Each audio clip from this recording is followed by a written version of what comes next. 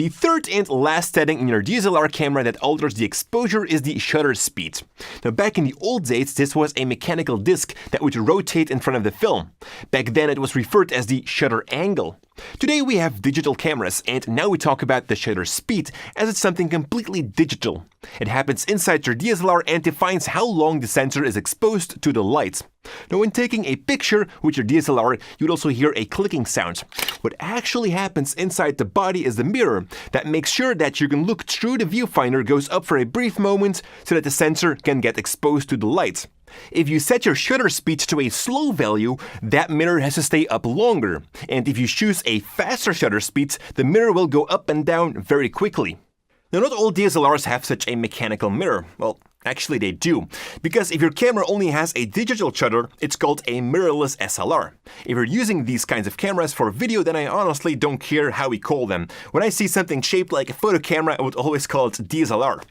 So while you're filming, the sensor will digitally open for a certain amount of time. Close, go back open, etc. It's that speed rate which defines the shutter speed. When your sensor is exposed longer to the light, more light will be captured, but we'll also see more motion blur.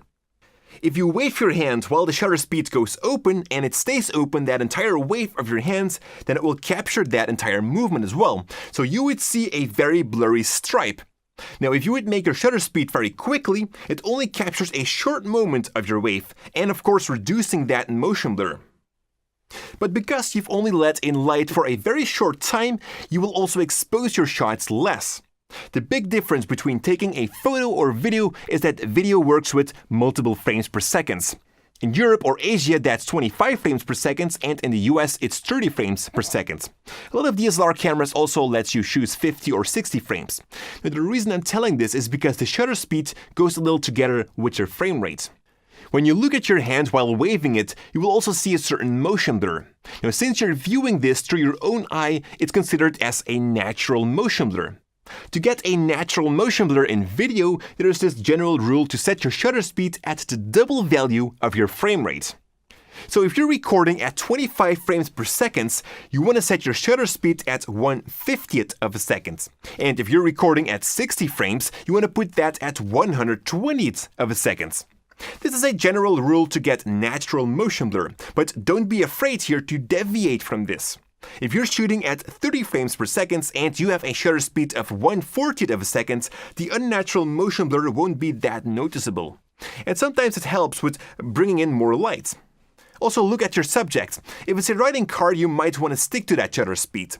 But if it's just a person sitting still, that slower shutter speed is barely noticeable.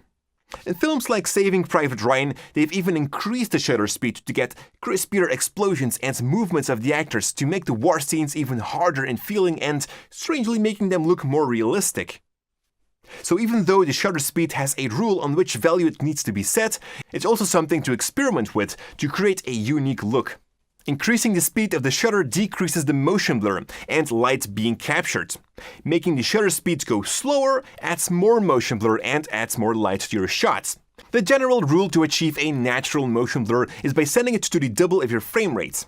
Now, these were the 3 settings to change your exposure: the aperture, the ISO, and the shutter speed. Next up is a small quiz to test your knowledge of what you've seen so far. Good luck with that, and I'll see you in the next lesson.